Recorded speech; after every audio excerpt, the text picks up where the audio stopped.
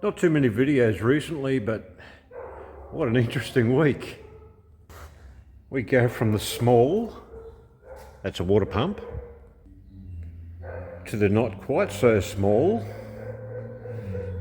to the quite large, which isn't quite here yet. It's only just gone 7 o'clock. I'll turn up here for brekkie.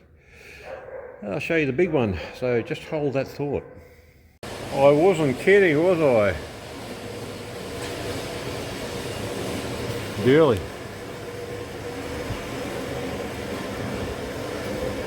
The problem with this, being the manufacturing size that it was, is I slide under because, hey, no way I'm lifting this thing.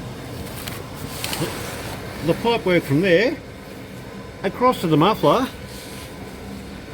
under the transmission is completely missing. The driver claims he doesn't know where it went. It could have involved a kangaroo. But there's no signs of that. Who knows? However, it's a really weird size. It's like 110 millimeters. It's a German size. It's not a size that we use. It's 11 centimeters. It doesn't really convert to anything imperial such as Australians use, but put metric numbers on them. Therefore, inventiveness is required.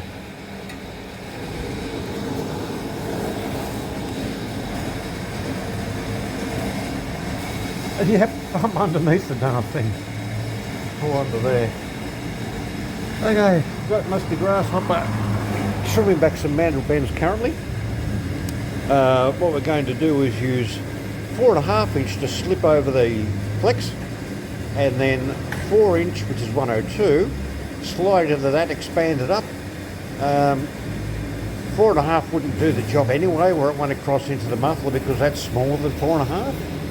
So a bumped up 4 inch will mean this guy is not sending to Germany for 6 to 8 weeks. God, it's uncomfortable down here. 6 to 8 weeks and spending $4,000 for a right angle piece of tubing. All right, I'm back later. Well, a little bit of jigsaw work later. This is expanded up to be 110 millimeters outside diameter. This is 102 mil tube. The mandrel. Another piece expanded up to go over the inner pipe. This sits over that, which then clamps down over the back of the flex. Bit confusing? You'll see, but yeah, it's all numbers and movements and expansions and welds. Things you can do in a muffler shop when you know what you're doing. This part's like thousands of dollars out of Germany in 6 to 8 weeks away. Not today. The welding for this MAN prime mover is now completed. No welding was performed on the vehicle, on the truck, and as you can see, it just needs to be painted up now and refitted. Now, this is 409 stainless steel, but I don't care. I'm still going to get a dose of protective paint and then go up and be fitted. Now, what do we look like cleaned up a bit? So perhaps a bit of a boring video for you, but anyway, that just saved the person thousands of dollars. Just because of unusual sizes. Of course, there's some other things that come in as well, like a coolant pipe for a tractor. Very, very tight, has to be mandrel, 38 millimeters. I don't have any. But trying to bend it, not feasible because the radius on the pusher dies. I can't get them that close. But a 180 degree horseshoe type bend, cut a little bit of straight in there, that's going to happen. And parts are on order to be here in the morning. Unfortunately, the mower has not been able to be worked on today. To get it to be able to work on it, I've got to be under it. Which means large boards come across here. It's then physically lifted up and placed on and chocked up. It cannot go anywhere, it will be safe. But it takes a minimum of 2 people. And Grasshopper's just gone home feeling ill. And the Lugie's getting around, I believe. I've been unwell for a few weeks, and so's he, but he's got it in the chest. Unless somebody hit the Grasshopper up with some Mortine, I don't know. It wasn't me. So the mower is on hold for the moment. Doesn't mean the muff man's been doing nothing. In addition to all that,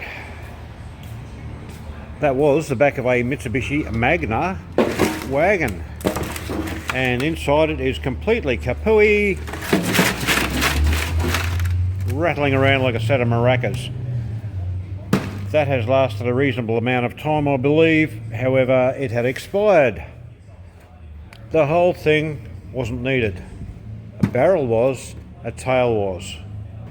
Sadly, when the lady came to pick it up, I didn't have time to video it or the manufacturing. I wanted to help her out as quickly as possible. She has to do things involving a pet, and for me that's pretty important. You've got to look after your animals. So anyway, that was in, out, and less expensive than the bolt-on part. I try to keep things down as much as I can for people all the time, much to my detriment. But anyway, that was done.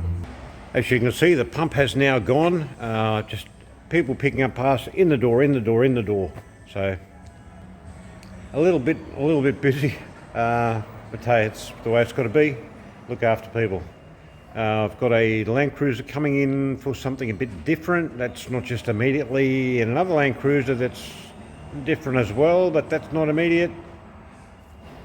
This is going to be a very interesting few days leading into a week. Anyway, we'll see what happens.